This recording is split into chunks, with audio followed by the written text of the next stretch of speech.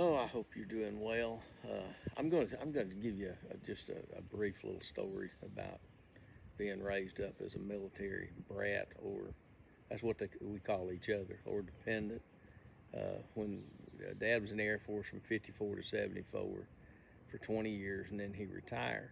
But a lot of the bases he went to, you had a shorter assignment if you didn't take your family with you, and but if you took your family with you, you had to stay in that place longer. One of the examples was towards the end of his career in the early '70s, he got assigned to go to Yubon, Thailand. Well, he went to Thailand and he had a 2 year assignment over there. But if he took us with him, it'd probably been 4 years. So he chose two instead, and so we stayed here and carried on kept the home going while he was gone. But that's the way it works. And but when you're military dependent, and a lot of people can relate to this. I think we'll see if military dependents watch this at all. But when you're a military dependent in these United States of America and across the world, you go to an Air Force base or a military base, be it Army, Marine, whatever, or Navy, or Coast Guard, anything else. When you go to a base,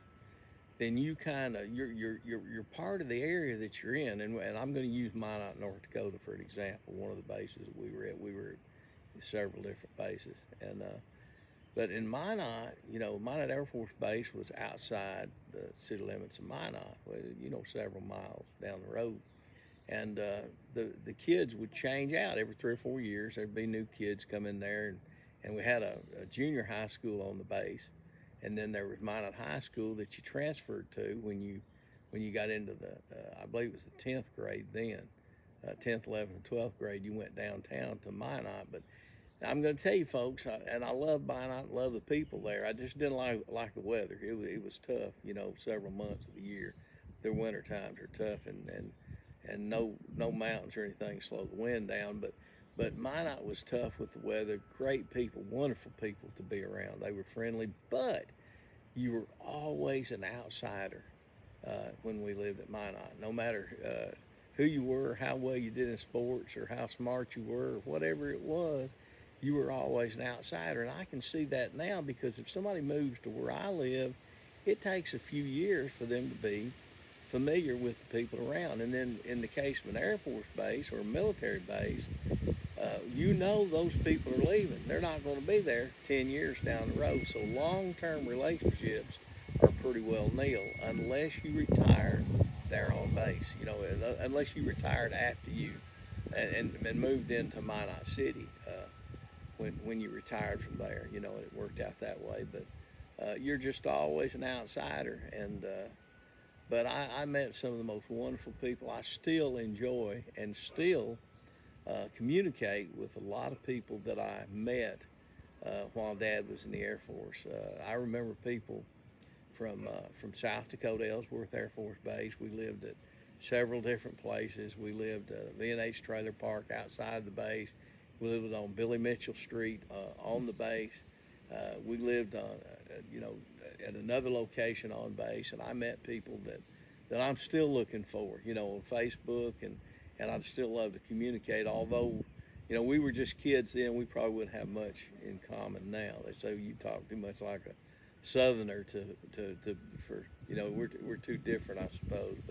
But over the years at different bases, I've still got friends that I count as being dear friends. I got a friend that lives down in Florida right now that I knew in Minot, that I consider a really good friend, and just love to see him and interact with him on Facebook, and met so many different wonderful people across this country that I knew. Some of them I competed in sports against. Some of them I went to school with.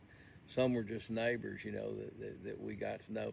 Goose Bay, Labrador was a wonderful place to live. The weather was even worse than Minot there in Goose Bay, and I still have people that I'd love to know how they're doing, how their lives have turned out, and how things are going for them. And a few of them I still have a little bit of communication with. Now that was from '67 to '69. We were in South Dakota on Ellsworth, and that's close to Rapid City, close to Mount Rushmore.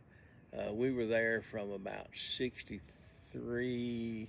maybe 62 to 66, right along in there. Then went to Goose Bay, and then went to Minot from there. So, some of the bases that when I was old enough to realize, we lived in Savannah, Georgia, and Salina, Kansas, and Altus, Oklahoma. So we were all over the United States. But it was, a lot of people think you're handicapped, and you are to a degree.